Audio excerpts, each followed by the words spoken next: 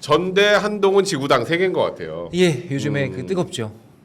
그러니까 아까 말했던 것처럼 전대 룰 세팅은 일단은 개인적 생각을 전제로 했지만 집단 지도 체제로 가게는 그거는 뭐 토론의 영역이 너무 많아서 시간상 한계가 좀 있을 것 같다. 저는 지난번에 당원 100%였던 거를 민심 반영 비율을 조금 확대하고 나머지는 현행대로 더 갈 가능성이 지금으로서 제일 높다. 아까 성직을처럼 7대3?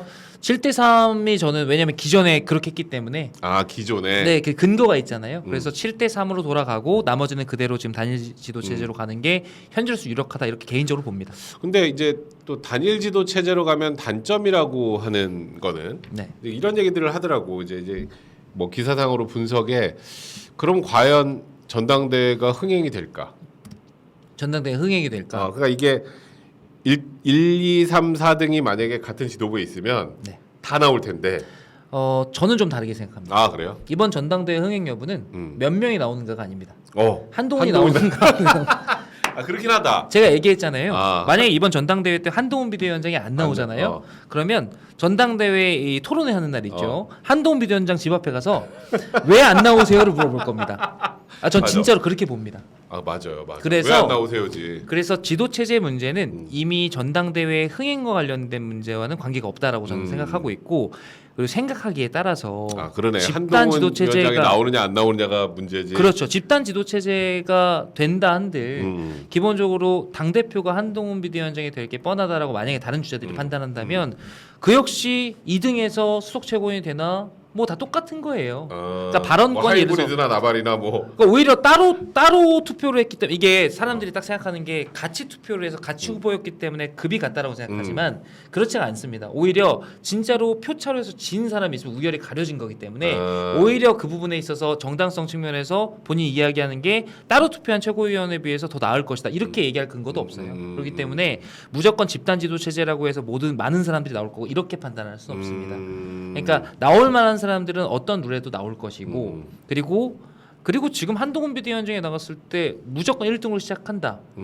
라는 거에 대해서 이견을 가질 주자들이 있을까요? 그렇기 때문에 지금 그렇지. 명분을 가지고 이야기하는 거 아니겠습니까? 그러니까 저는 그 부분에 대해서는 당에서도 그렇고 그렇게 막 그걸 가지고 막 붙잡고 있을 필요가 없다. 이게 꼭 바꿔야 되는 게 아니라면. 그러니까 이게 집단 지도 체제를 하면 이게 더 나아요라는 게 현실적으로 큰 의미가 없을 수도 있다라는 거네. 없습니다. 제가 지금 이렇게 편하게 얘기할 수 있는 건 제가 아까 말씀드렸듯이 선관위에서는 이 룰에 관련해 가지고 논의하는 기구가 아니기 룰 때문에 세팅은 편하게 안 하니까. 말씀드릴 수 있는 거예요. 저는 천목회 내부에서도 그렇고 밖에서도 그렇고 이번에는 당원 비율 정도 좀 조정을 조정해가지고 하고. 현행대로 가는 게 물리적으로 치를 수 있는 이제 방법이다라고 제가 주장을 하고 있고 아마 제가 봤을 때 지금 여러 가지 정황들을 보면 여러분들 많이 기대하시는 그런 룰, 예를 들어 30% 정도 민심 반영하고 현재 나머지 체제들을 단일 지도 체제로 유지하면서 가고. 그리고 7월 말 정도에 전대를 개최하고 가장 중요한 건 한동훈 비대위원장이 나오고 이렇게 될 가능성이 크다라고 저도 한 표를 던집니다. 사실 한동훈 비대위원장이 지금 안 나오면 더 이상하긴 한 상황 아닌가? 그렇죠. 이거 어쨌든 100%는 아니지만 아마 100%라는 건 없으니까. 아마 지금 당신께서도 그렇게 생각하시는 것 같아요. 저는 이제 그 지구당 관련된 이야기를 한동훈 비대위원장이 꺼냈을 때 확신을 했습니다. 왜냐면 확신했어. 그 전에 정책적인 이슈에 대해서 의견을 내시고 당내 잠룡들과 이제 공방을 주고 받을 그렇지. 때는 꼭 전당대회에 나오지 않더라도 장기적인 포석을 위해서 하셨을 수도 그렇지 뭐 있다라는 해석이 가능해요. 정책적인 부분들에 대해서 이렇게 던지고 얘기하는 거는 그지. 근데 지구당 부활 관련된 이슈는요. 물론 국회 내에서 정당법을 개정해야 되는 문제는 맞습니다. 근데 기본적으로 민주당은 이재명 대표가 이걸 받아버리면서 당론 비슷하게 돼버렸고 그렇지. 그럼 어떻게 되냐면 우리 당에서는 다음 당권 주자가 일종의 공약처럼 얘기해야 되는 이슈가 돼버렸어요. 근데 그거를 선제적으로 던졌고 한동훈 비대위원장이 던지자마자 여기에 대해서 찬반이 막 갈리는 거죠. 예를 들어서 여기에 이게 필요하다 하고 뭐 영남권에서 예를 들어서 뭐 홍준표 시장은 또 이거 뭐 안 된다 또 막 이래버리고. 그렇지. 그러니까 이게 찬반이 그 한동훈 비대위원장의 또 그 논의를 중심으로 이거는 정치적인 이슈거든요. 여기에 대해서 뛰어들었고 심지어 아젠다 세팅을 본인이 당내에서는 좀 빨리 그렇지. 해서 이걸 주도하고 간다라는 거는 기본적으로 이번 전대에 이걸 출마하는구나. 핵심적인 또 아젠다로 삼아가지고 갈 수 있겠다라는 생각을 하게 된 거죠. 그리고 한동훈 위원장이 뭐 제가 여기서 이름 말할 수는 없지만 꽤 많은 분들하고 밥을 먹고 다니고 있더라고. 아마 하셔야겠죠. 근데 그것도 네. 되게 조심스럽게 하시는 것 그러니까. 같아요. 괜히 또 그러니까 누구 한동훈 만나 본인이 스스로 커밍아웃 하시는 분들 일단 국힘 사람 아니지만 김은국 씨도 커밍아웃 하셨고 근데 생각해 보면 다른 분들은 평소에 별일 없이도 그냥 밥 사주시고 이렇게 밥 먹고 모이고 하는데 유독인데 한동훈 비대위원장 같은 경우는 기대도 크시지만 뭐 비토 세력도 강하니까 그렇지. 그것조차 사실은 되게 하기가 힘들어요. 아니 사실 솔직히 말해서 저한테도 전화 끝나고 이제 총선 끝나고 전화를 쭉 위원장이 했을 거 아니에요. 해서 고생 많았다고 밥이나 한번 먹자 이렇게 의례적으로 말씀도 하셨어요. 그러면 뭐 그룹별로 뭐 경기도 북부가 됐든 그다음에 무슨 뭐 젊은 사람들이 됐든 그렇지. 아니면 뭐 중진들이 됐든 해서 그냥 모임하셔도 아무 정치적인 해석 없이 하셔도 돼요. 음. 근데 오히려 지금 조심스러워서 못 하는 거죠. 그렇지. 그렇게 해서 뭐 또 젊은 의원들 이렇게 만나면 또 이제 전당대에서 당권 잡으려고 준비하는구나 뭐 또 이런 얘기부터 시작해서 부담스러우시겠죠. 그러니까 이게 참 그러니까 이게 너무 아이러니한 게 어찌 보면 친윤 중에 친윤이라고 해야 될 인물인데 원래는 지금은 그러니까 반윤의 대장처럼 유승민 의원이 밀리는 것 같은 느낌이 들 정도로 아니, 그거를 그러니까 한동훈 위원장이 뭐 나서서 지금 반윤 안 하는데 그냥 그렇게 돼버렸어요. 그러니까 그거를 누가 조장하고 있는지 잘 봐야 된다고요. 한동훈 비대위원장이 총선 때부터 뭐 대통령이랑 각을 세우겠다고 뭐 저기를 했나요? 아니 오히려 민주당에서 비판할 정도로 그때 한번 저기 비대위에서 그 김경률 비대위원 이야기가 있고 나서도 막 찬바람이 쌩쌩 분다고 했는데도 어쨌든 대통령 먼저 만나러 가서 그렇지. 고개 민주당이 비판했잖아요. 그거 가지고 그렇지, 또 또. 저 봐라 가서 고개 숙인다 이럴 정도로 처음에 가서 이렇게 계속해서 이제 관계를 유지하려고 했던 건 오히려 당 쪽이었다라고 저는 생각을 하고 좀 이게 위험한 발언일 수 있겠지만 기본적으로 이런 것들을 계속해서 갈등의 고를 막 벌리고 넓히고 했던 거는 대통령실 혹은 대통령과 가까운 그런 인사들이 오히려 책임이 있다. 저는 이렇게 생각해요. 근데 그거를 어찌 보면 대통령이 좀 방관하는 듯한 느낌이 좀 있어서 방관을 하시는 건지 진짜로 조금 불편해하시는 건지 제가 그것까지는 알 수는 없습니다만 난 진짜 불편한다고 생각을 하는 사람이라. 진짜 불편해하신다 근데 그러면은 대통령이 그걸 해결하지 않으면 앞으로 이제 한동훈 위원장이 만약 당 대표가 된다고 치면 그럼 앞으로 남은 3년 어떻게 하시려 그래? 저는 인간을 믿지 않습니다.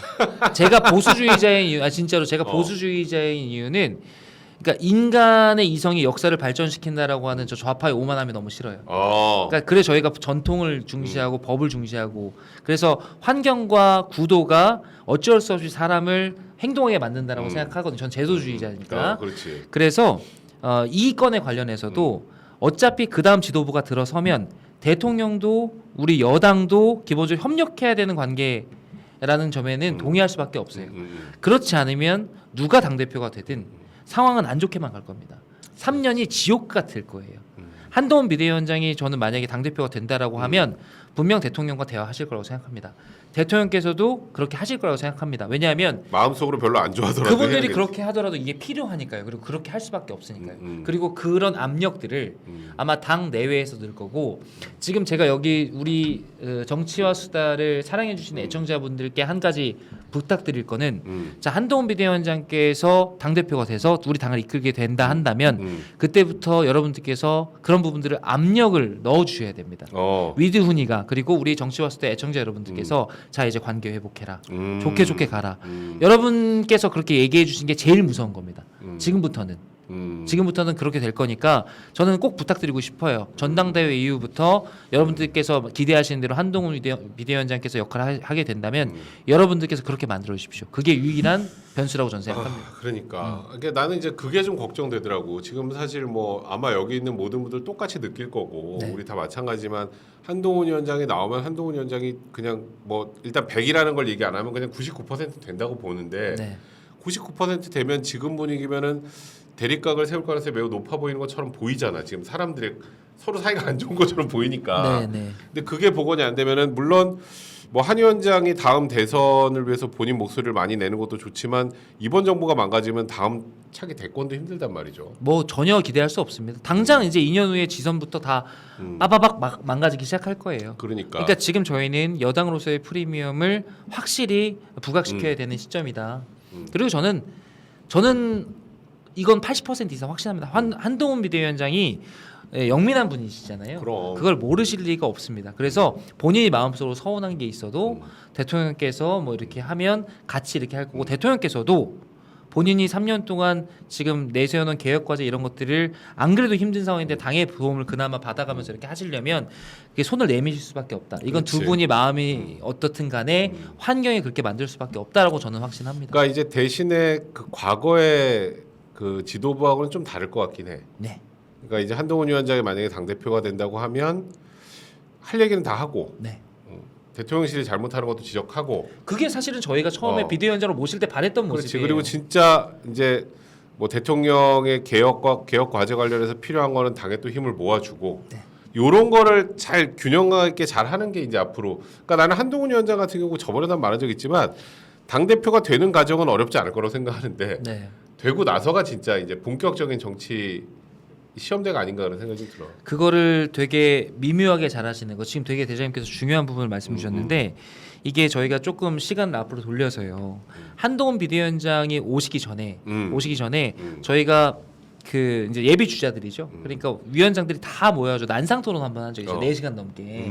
그때 이제 나가서 누구는 한동훈 비대위원장을 모셔와야 된다. 아니면 한동훈 위원장을 비대위원장이 아니라 뭐 선관위원장으로 모셔야 된다. 선수로 내보내야 된다. 막 여러 가지 감로들 막 있을 때. 총선 전에. 그때 제 기억에 그 토론장에서 가장 많이 나왔던 건 역시나 그래도 한동훈 당시 장관을 비대위원장으로 모셔서 원탑으로 세워야 된다라는 원탑으로. 거였어요. 그때 많은 사람들을 설득시켰던 논리는 바로 대장님 말씀하셨던 자 우리 당이 지금 대통령의 지지율이 낮기 때문에 선거 과정에서 쓴소리를 안 할 수는 없는데 이 쓴소리를 누가 하느냐가 중요하다. 대통령의 성정상 그치. 생판 모르거나 평소에 사이가 뭐야, 나쁜 이 사람이 씨발. 이렇게 얘기하면 뭐 이럴 거 아니에요. 근데 한동훈 장관이 와서 쓴소리를 하면 그래 한동훈 비대위원장이 무슨 생각이 있어서 저러겠지. 어느 정도는 생산적인 비판이라든지 뭔가 논의가 가능할 것 같다. 그러려면 대통령과 평소에 가까운 분이어야 한다라는 논지였어요. 그게 처음에. 설득력이 있었기 때문에 그 당에서 예를 들어 한동훈 비대위원장을 그때 당시 얼마나 무리하게 모셔왔어요. 사실 장관이었던 그 장관을 분을 빼서 그냥 빼서 이제 당에 모셔온 건데 그렇지. 정치 경험도 없는 분들. 그걸 또 한동훈 비대위원장 결단을 했고 나와 오자마자 나 불출마해버려 이러고서는 하신 그렇지. 거고. 그러니까 근데 이제 그게 잘못된 거죠. 그래서 지금 만약에 한동훈 비대위원장이 당을 이끌게 되면 원래 해줄 것이라고 기대했던 그 역할을 하긴 지금 어려운 상황으로 보여요. 실제로 관계가 불편하다고 그렇지. 한다면 그럼에도 불구하고 제가 아까 말씀드렸던 대로 필요해서 관계 회복을 하되 한동훈 비대위원장은 한동훈 비대위원장대로 나름대로 장기적인 플랜을 세워야 돼요. 그렇지. 예를 들어서 한동훈 비대위원장은 지금 저희가 당 대표로만 모셔서 당을 관리해 주세요. 그러니까 예를 들어서 황우여 비대위원장을 모실 때랑 그렇지, 한동훈 다르지. 비대위원장을 모실 때랑 지금 저희가 바라는 게 다르잖아요. 그래서 당만 그냥 안정적으로 관리하는 게 아니라 주자로서 계속 존재감을 키워나가길 바라는 거예요. 그러면 그렇지. 기본적으로 각을 세워야 되는 건 있습니다. 근데 이게 용산이랑 건건이 싸우라는 얘기가 아니라 그렇지. 그게 이제 진짜 중요해요. 그게. 정책적으로 캐릭터만 딱딱딱 부각시켜서 아 저 사람은 실제로 이 바로미터가 여기 있구나 이걸 보여주시는 거. 그리고 당은 당대로 용산이랑 같이 관계를 잘 유기적으로 해가지고 운영해 나가는 거. 요 밸런스를 어떻게 맞추느냐가 밸런스 게임이에요. 저는 그게 한동훈 비대위원장에게 앞으로 남은 과제다. 그러니까 이게 관계 회복을 하라고 관계 회복을 한다고 해서 또 용산이 하자는 대로만 하는 그건 거는 안 돼요. 안 되죠. 그러니까 그거를 어떻게 잘 이렇게 밸런스를 맞추느냐가 어찌 보면 제가 너무 성급한 거 한동훈 위원장이 나와서 당대표가 된다면 그게 가장 중요한 이슈가 아닐까 싶습니다. 맞습니다. 네. 자, 우리 제르가디스님 이번 주 목요일 현충일인데 방송하시나요? 안 합니다. 못해요. 저희가 빨간 날은 목요일 날. 네. 네, 그래서 희석이 형이랑 얘기를 했는데 그래서 이제 일주일치 모아서 다음 주 목요일 날 다 쏜다고. 네, 그러니까 한 일주일만 좀 기다려주시면 좋을 것 그러면 같아요. 다음 주 월요일 날 또 핫한 분 한번 모셔서 스페셜 그러니까 게스트 한번 또, 모셔가지고 그렇죠. 또 재밌는 이제 얘기 들어봐야겠네요. 우리가 또 한번 머리를 맞잡고 한번 어떤 사람을 불러와야 재밌을까 한번 고민 좀 해보겠습니다. 네. 훈이조아라님 당 게시판 난리 났어요. 집단지도 체제 반대글 엄청 많아요. 당원도 국회의원도 다 갈라지고 국힘 무너진다고 난립니다. 저도 절대 반대입니다. 근데 이런 목소리들을 다 들을 거예요. 예, 분명히 저는 반영된다고 봅니다. 너무 네. 걱정하지 마십시오. 네, 그렇죠. 또 훈이조아라님 집단지도 체제하면 아무도 당대표 인정 안 합니다. 그러니까 이제 이런 거예요. 근데 예전에 김무성, 서청원 때는 서청원이 이길 줄 알았는데 김무성이 이겨가지고 그래서 이제 서로 인정 안 하는 그런 게 좀 있었던 것 같고 이번에 만약에 저는 집단지도 체제로 가도 지지율 격차 너무 클 것 같거든요. 제 개인적인 생각으로는 만약에 한다 그래도 그럼 좀 낫지 않을까? 제가 지지난주인가 저도 이제 사견을 말씀드렸는데 네. 자 룰도 시기도 그다음에 경쟁 후보도 네. 중요치 않습니다. 그렇죠. 나오면 된다. 나오면 되는 상황이기 때문에 뭐 저는 그렇게 크게, 생각합니다. 네. 장민우님 의견 하나. 당비와 세금에서 받는 돈 비율로 정하는 게 맞지 않을까요? 일반 시민의 세금도 들어가는 건데 당원 100%는 좀 그러네요. 그러니까 저기 우리 당원 100%는 당연히 안 할 것 같고 이거 당원 100%로 결론 나진 않을 거예요. 저도 어느 정도는 민심 반영이 될 거라고 생각하고 그게 이제 비율이 문제일 겁니다. 그러니까 네. 비율이 문제지 뭐 이번에는 당원 100% 이거는 그렇게 역행하기 쉽지 않을 거다. 예. 우리 비님, 곽관용님 맞아요. 흥행으로는 집단하면 한동안 안 나올 확률이 거의 집단하면 국회 막 저렇게 뒤집어서 뒤집어서 그렇게 네. 생각할 수도 있겠네요. 타고님 오랜만이네요. 네, 백대장님, 곽의원님 항상 수고 많으십니다.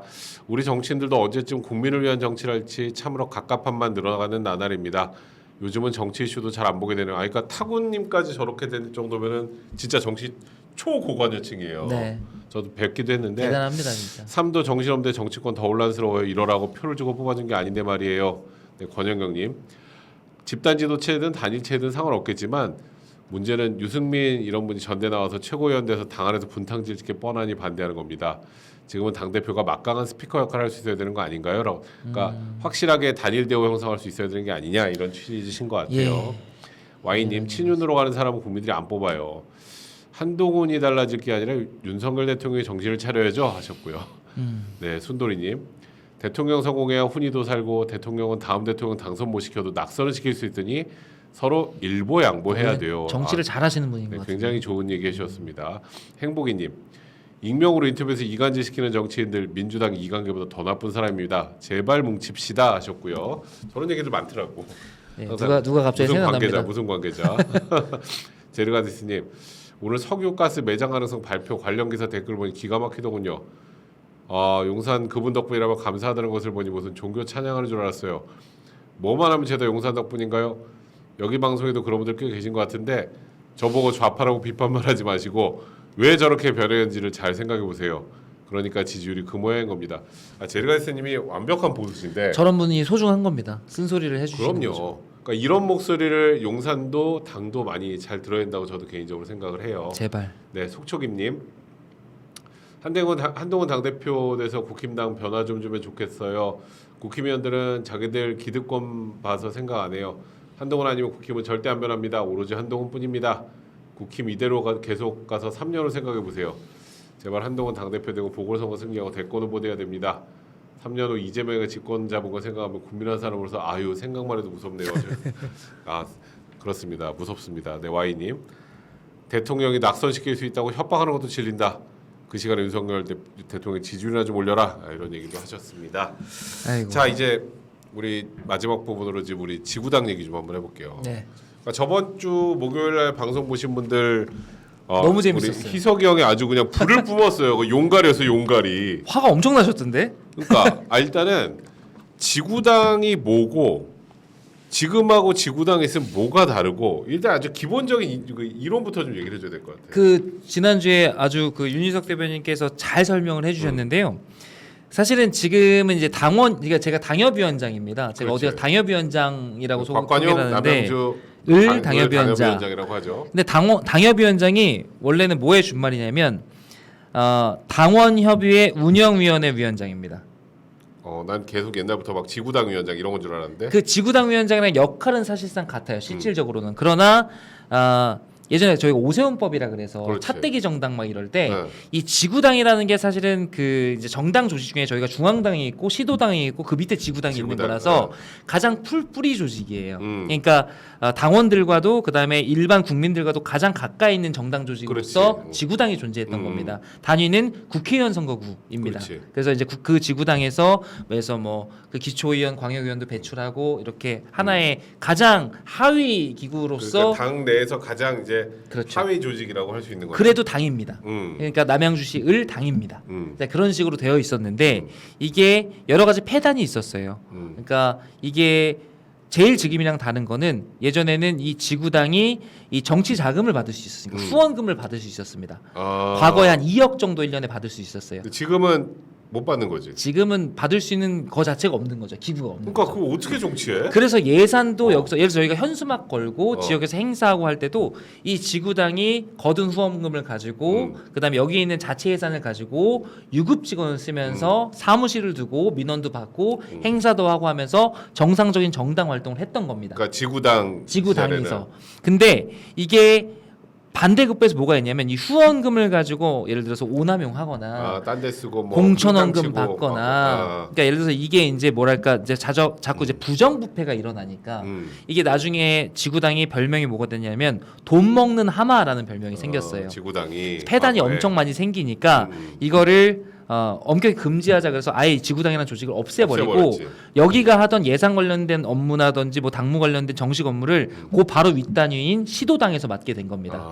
근데 이렇게 하면 뭐가 문제냐면 시도당은 뭐에서 경기도다 그럼 경기도에 몇 개인데요. 지역구가 엄청 많지, 엄청 지역구가 많지. 몇 개인데 서울의 지역구가 몇 개인데요. 그럼. 할 수가 없잖아요. 그래서 이 지구당은 없지만 지구당을 대신할 만한 의결 체계를 갖추자 해서 임시로 만들어 놓은 겁니다. 당협이라는 게요. 당원협의회. 당원협. 당원협의회는 말 그대로 지구당은 당이죠. 당원협의회는 협의회입니다. 그러니까 무슨 얘기냐면 명목적으로는 당원들이 자발적으로 만든 결사체예요. 그래서 이 내부에서 대표를 뽑아서 이 지역구 내에 있는 사람들과 만나고 민원도 처리하고 당원 이런 중에 거죠. 그 지역에 사는 대표를 만드는 거네. 그러니까 근데 쉽게 말도 말하면. 안 되는 게 당협위원장이나 저 같은 당협위원장들은 공천과 마찬가지로 그러니까 이 조직위원장을 뽑는 중앙당의 선출 절차에 거쳐서 임명이 됩니다. 그렇지. 그럼 이 사람이 조직위원장으로 내려가서 각 지역의 운영위원들을 모으고 그 운영위원회에서 추대돼서 다시 당협위원장으로 올라가는 거예요. 그러니까 이 뽑히는 과정을 보면 지구당 위원장이랑 똑같은데 똑같네. 권한만 없는 겁니다. 어떤 권한이 없냐? 지구당과 비교해서 지금 저희는 저도 아까 제가 왜 이렇게 얘기를 하다 보니까 열폭 준비하고 있어요. 우리 지금 또. 윤희석 대변인이 왜 이렇게 열받는지 알겠어요. 저희는 기본적으로 사무실을 둘 수가 없어요. 그러니까 그게 너무 나도 몰랐었어. 국민의힘 마크를 달고 이 지역구에다가 뭘 낼 수가 없습니다. 그리고 사무실을 운영할 수 없는 건 물론이고 유급 직원을 한 명도 쓸 수 없어요. 그러니까 모든 당무 돕고 다니네 그냥. 저희가 당무가 뭐가 있냐면 예를 들어서 그냥 제일 작은 현수막 거는 거예요. 그다음에 무슨 뭐 정책 관련 거 내려오면 홍보해야 돼요. 홍보해야 되고 그다음에 예를 들어서 저쪽에서 뭔가 말도 안 되는 얘기하면 대응해야 됩니다. 그렇지. 그다음 민원도 받아야 됩니다. 그렇지. 이런 업무를 기본적으로 공식적으로는 지금 법률상 당협위원장 혼자 맡게 못해요. 아무도 쓸 수 없습니다. 아니면 봉사활동 하시는 당원들 모아고 당원들이랑 같이 해야 되는 거. 이거 말이 안 되는 겁니다. 야 그러면은 원외 위원장들은 선거를 어떻게 치르냐? 그 전에 뭘 어떻게 준비해? 돈도 없이. 자 제가 3년 동안 제가 그 총선 전까지 3년 동안 당협위원장 생활을 했는데요. 제가 한참 방송 많이 할 때는 그러니까 지금 그냥 제가 그냥 편하게 말씀드리면 한 달에 한 300만 원 정도 이상을 방송으로만 벌었거든요. 그러니까 본업이 다 있어요 당협위원장들은. 그렇지. 국회의원들은 가서 뭐 세비 받고 이렇게 하는 거지만 뭐 변호사가 됐든 저처럼 뭐 이렇게 강의를 하면서 돈을 벌든 이제 방송을 하든 여러 가지 이제 수입원이 있는데 제 생활 빼고요. 방송에서 300만 원 돈 벌면 저는 그거를 다 현수막 건데 썼습니다. 야. 그러니까 현수막 거는데도. 나눠놨어요. 그러니까 내가 버는 만큼 쓰는 거예요. 그래서 지역별로 차이가 나요. 그러니까 저쪽 현역이랑 차이가 나는 건 말할 것도 없고요. 지역별로도 현역은 뭐 계속 뭘 할 수 있잖아. 제가 37입니다. 제가 만으로 37인데 제가 돈을 벌어봐야 학교에서 강의하고 방송하고 뭐 나머지 뭐 프로젝트하고 글 쓰고 해서 돈 버는 건데 제가 벌어봐야 막 재산이 많은 것도 아니잖아요. 그러니까 돈 많은 당협위원장들이 있는 동네들이 있죠. 그런 데는 맨날 자랑해요. 회의 오면 야 나 이번에 동별로 몇 장씩 걸어가지고 200장 걸었다. 막 이래 버리는 거예요. 현수막을. 그러니까 원외 위원장들끼리도 차이가 나는 겁니다. 패단이 있는 거예요. 야 그러네. 그래서 뭐 행사장 가가지고 뭐 원외 위원장, 그러니까 옛날 지구당에 비해서 원외 위원장이라 급이 좀 떨어져가지고 뭐 대우를 못 받는다 이런 건 나중 문제고요. 나중 문제고. 나중 문제고, 그러니까 대장님 말씀하신 대로 아예 운영이 실적으로 좀 어려운 부분들. 근데 문제는 이걸 다 해요. 왜냐하면 이걸 안 하잖아요. 지난주에 윤희석 대변인 핸드폰 당협 이 얘기 하셨죠. 그러니까 핸드폰 당협을 욕해요. 핸드폰 당협일 수밖에 없게끔 법은 되어 있는데 핸드폰 당협을 운영한다 그러면 당무검사에서 당장 잘려요. 당무검사 나왔는데 자 사무실 어디세요? 이렇게 물어봐요. 물어보면 안 되는 거죠. 사무실 하면 안 자 된다며. 사무실로 나가겠습니다. 사무실로 물어봐요. 사무실을 둘 수가 없는데. 근데 지금 이게 진짜 현실적으로 일어나고 있는 일입니다. 사무실로 나와서 직원들은 보고 자료들을 쭉 놓고 그다음에 하나하나 물어보면서 그렇게 당무 감사를 합니다. 그러니까 국회의원도 국회의원이 아닌 사람도 당직자도 다 알고 있는 겁니다. 그래서 저는 지구당 부활이 예전에 지구당이 없어졌을 때는 충분히 그만한 사유가 있었다고 그 생각하지만 시대에는 한동훈 비대위원장이 그 얘기했잖아요. 예전에는 어땠을지 몰라. 저는 이게 핵심이라고 생각했어요. 예전에는 어땠을지 몰라도 지금은 지구당 부활이 혁신입니다라고 얘기를 했어요. 예전엔 어땠을지 몰라도 지금은 지구당 부활이 혁신입니다. 그러니까 저는 한동훈 비대위원장이 기본적으로 여기에 대해서 좀 고민을 많이 하셨다고 생각해요. 왜냐하면 그냥 지구당 부활해라 그러면 짧게 생각해서 전당대회에 나와야 되는데 원외위원장들이 이렇게 조금 이제 원하는 그렇지. 거니까. 알고 원하는 거니까 이렇게. 그렇지. 근데 저는 한동훈 비대위원장이 그 앞에 예전엔 어떻을지 몰라도 지금이라고 시간 이게 시기를 특정하는 걸 보고 고민을 하셨구나 올해 이런 생각을 한 겁니다. 과거에는 분명히 이게 어떤 부정부패의 온실이었기 때문에 이걸 없애야 될 필요성이 있었지만 시대가 변했습니다. 그러니까 제일 큰 거는 정보의 비대칭성이 없어진 거예요. 그러니까 지금 일반 당원들이 지금 당협에서 제공해주지 않아도 웬만한 이슈들은 다 더 잘 정보를 제공받고 와수다 보고 있어요. 막 이러면서 다 아시지. 그렇기 때문에 기본적으로 그래서 지금은 이 당협을 그러니까 다시 지구당을 부활시킨다 그래서 예전처럼 지금 논의되고 있는 것들도 보면 과거에 했던 여러 가지 부정부패들을 저지르지 못하는 그 보완할 수 있는 제도들을 같이 전제해 놓고 지금 부활을 논의하는 거기 때문에 저는 확신합니다. 이게 과거와 같은 부작용이 일어나는 거를 최소화할 수 있다. 그런데 자 그걸 전제로 해서 지구당을 부활시켜야 되는 이유는 저는 딱 두 가지라고 봅니다. 이거는 약간 윤희석 대변인께서 하시지 않은 각도인데 두 번째 거는 첫 번째는 무엇보다 첫 번째는 지금 일어나고 있는 이 말도 안 되는 불법들을 양성화시키는 겁니다. 이거를 지금처럼 막아놓으면요, 막아놓고 실적으로는 정치 활동을 하도록 내버려 두면 불법만. 그럼 다 법 위반이네. 자 저는 제가 그 고백합니다. 저는 지금까지 제가 3년 동안 당협위원장 활동하면서 진짜 수많은 불법 행위를 저질렀습니다.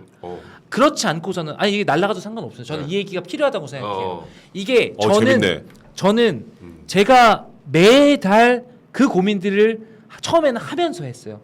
이거를 내가 법률을 지켜가면서 할 수 있는 방법이 뭔가. 처음에 당협위원장 돼가지고 도저히 그래서는 활동을 할 수가 없습니다. 그럼 당장 나온 소리가 야 저거는 당협위원장으로 와가지고 왜 뭐 일을 하는 게 안 해? 없어. 이렇게 나옵니다. 하는 게 없어가 되고. 당원들한테 혼나고 주민들한테 혼나고 당에서도 또 징계 받습니다. 그러니까 당에서도 징계 받아. 법을 지키면 불법을 자행하도록 유인하는 제도가 지금의 제도입니다. 그래서 저는 보수정당이 이래서는 안 된다고 생각하고요. 모든 국회의원들이 그리고 저희가 정치한다는 사람들이 법을 어겨가면서 정치를 한다. 저는 이거는 어불성설이라고 생각해요. 자, 첫 번째 이유, 지구당을 부활시켜야 되는 첫 번째 이유, 지금 일어나고 있는 이 불법 행위들을 양성화시켜야 된다. 라는 거 첫 번째.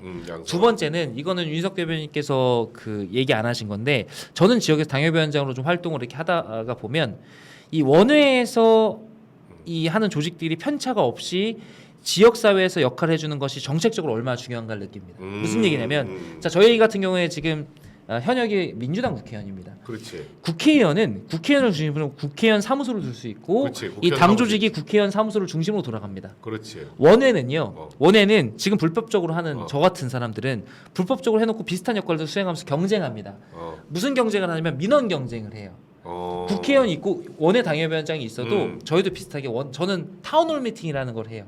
타운홀 미팅. 저는 정기적으로 합니다. 심지어 저희 지역은 지자체장이 저희 당이기 때문에 저는 여당이거든요. 타운홀 미팅에서 민원을 받고 당정협의 전 원외인데요. 타운홀 미팅에서 민원을 받고 당정협의를 통해서 시랑 협의를 해서 풉니다. 그리고 다음 타운홀 미팅에서 그거를 보고합니다. 새로운 걸 받아서 또 당정협의를 엽니다. 전 이런 식으로 유기적으로 해놨어요. 자 이런 활동들이 불법입니다.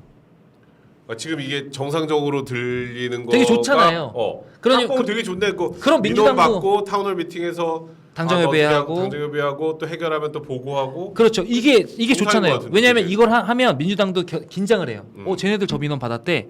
그러면 지들이 먼저 가서 조례 개정하고요. 지역이 그래서 막 정치가 발전합니다. 그리고 경쟁하고. 그렇게 정책 대결을 하는데 그러면 이쪽 당원들도 왔다가 당이 없는 분들은 야 민주당 가서 얘기했는데 여기서 안 들어준대. 국민의힘만 가볼까? 우리가 해결해줄게. 해결해서 그럼 우리 당원 되고.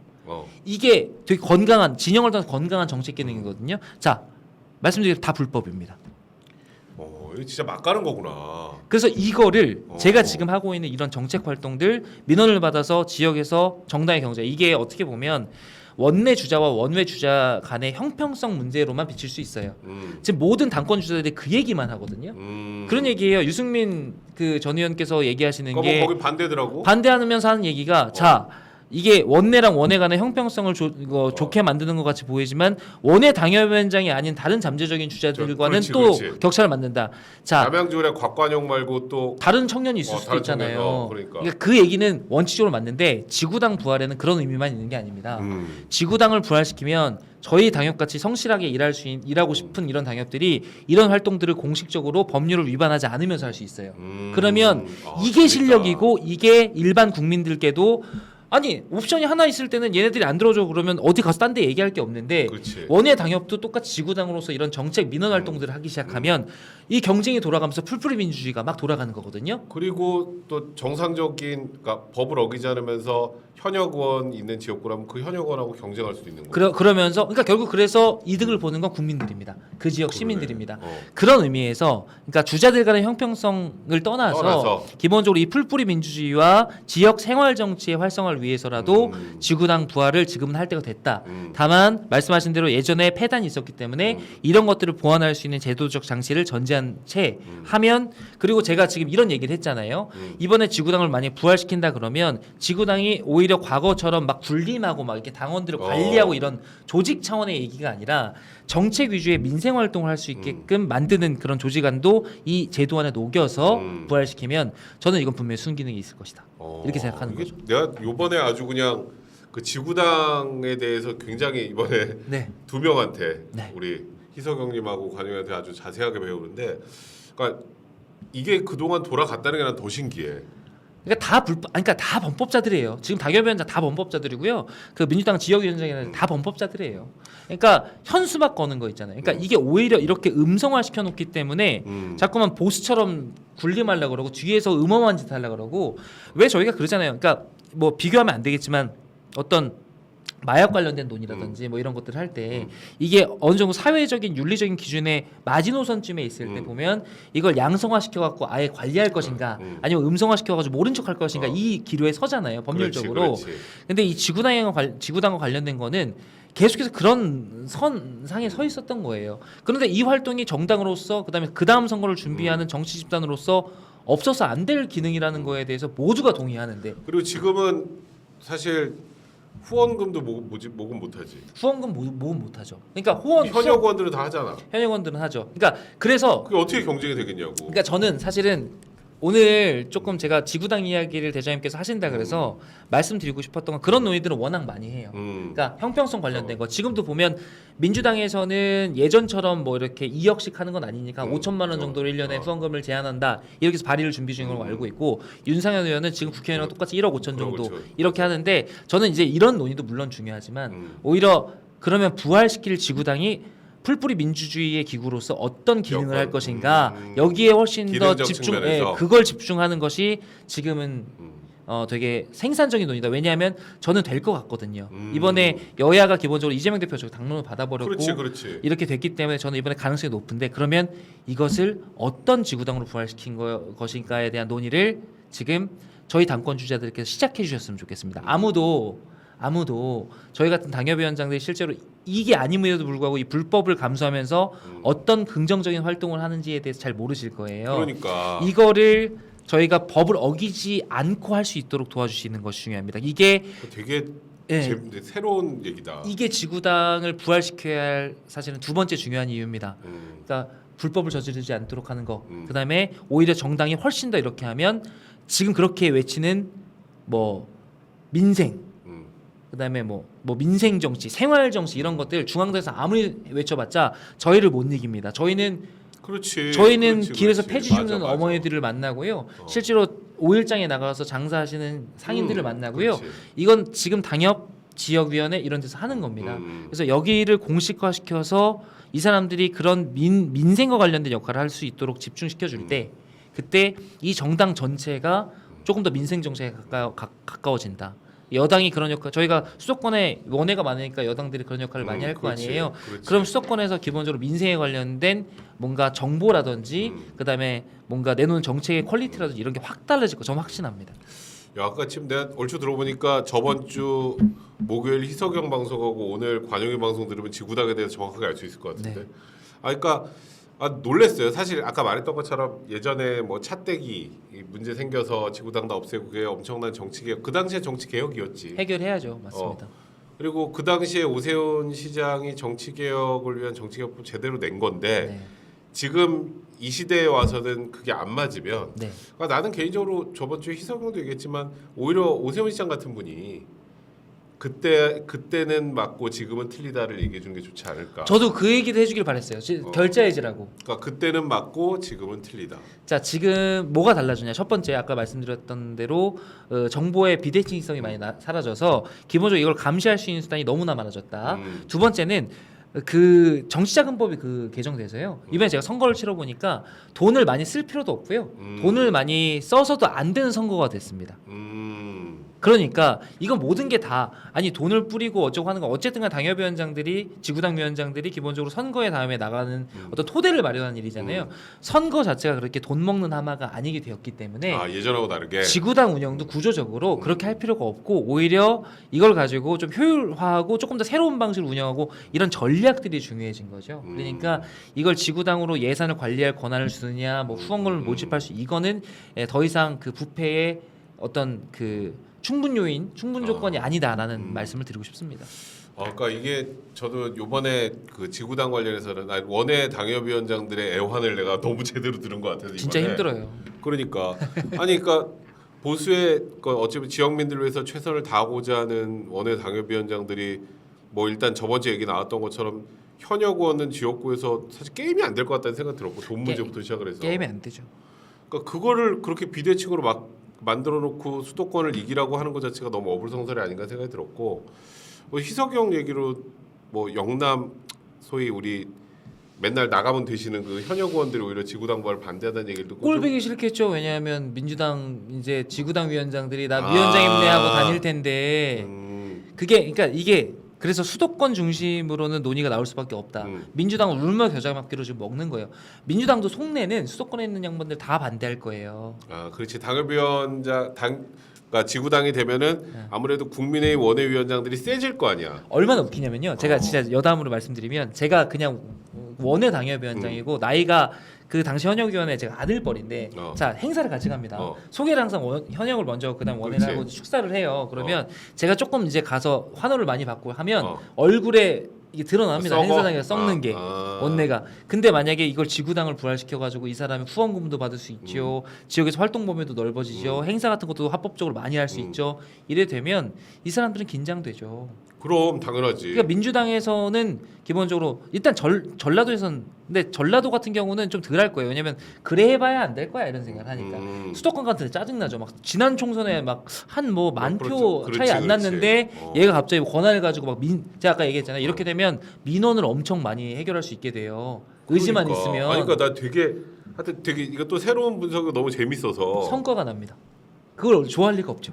그렇지. 그러면은 사실 박빙 지역구 같은 데서는 뒤집힐 가능성도 많아질 텐데. 그러니까 우리 같은 경우도 부산 같은 데서 예를 들어서 표 차이가 얼마 안 난 의원들 같은 경우는 뭐 물론 그것만 가지고 반대하는 건 아니겠습니다만 위협이 될 수 있다는 겁니다. 근데 수도권에 지금 원외들이 이렇게 많은 특히 경기도 같은 데는 절실하죠. 진짜 힘들거든요. 진짜 힘들거든요. 그리고 힘든 것도 그냥 그것도 할 만한데 이게 자괴감이 들거든요. 제가 법을 만들겠다고 국회의원을 하고 싶다는 사람이 법을 어기고 앉았으니까요. 다 범법자라니까요. 그러니까 오늘도 아주 또 굉장히 여러 가지를 많이 듣고 또 배우고 했네요. 저도 도와주십시오, 여러분.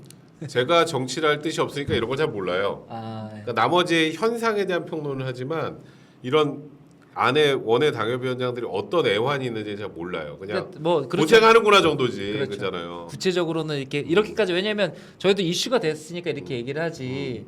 제가 어디 나가가지고 예를 들어서 형님이랑 저랑 나 밥 먹는데 형 요즘 뭐 이런 것 때문에 힘들고 지역에서 이런 일이 있어 이런 얘기나 하지 뭐 저희가 이거 플랜카드 걸 이건 어디가 어떻게 해서 그렇지, 불법이고 나도 그러니까 몰랐다니까. 사무실 운영은 불법이고 제가 왜 불법했다고 얘기를 하고 다닙니까? 이게 부끄러워 죽겠는데 근데 그렇게 할 수밖에 없는 구조를 만들어 놓고 기대하는 건 있기 때문에 이 두 개를 간격을 좁혀달라라는 게 지금 이 지구달 부활 논의인 거죠. 그냥 뭐 선거 때 얼굴 좀 교체한다고 될 수 있는 게 아니잖아. 평소에 성과를 낼 수 있도록 해줘야죠. 경쟁을 하려면. 그러니까 그런 면에서 보면 이번에 한동훈 위원장이 굉장히 중요한 이슈를 끄집어낸 거네. 그리고 저는 그러니까 제가 한 가지 더 말씀드렸지만 그냥 그냥 생각해서 내가 표 얻어야지 하고 던진 게 아니라 그 시기를 특정함으로써 이거에 대한 고민이 있었다는 걸 저희 같은 사람들이 느끼게 했다는 거죠. 그러니까 왜 아마 그 얘기를 하실 거예요. 추가적으로 왜 과거에는 이게 구태였지만 지금은 필요한 일인지에 대해서 설명할 그러니까 그거를 비치면서 얘기를 하셨기 때문에 저는 오히려 조금 더 감사했습니다.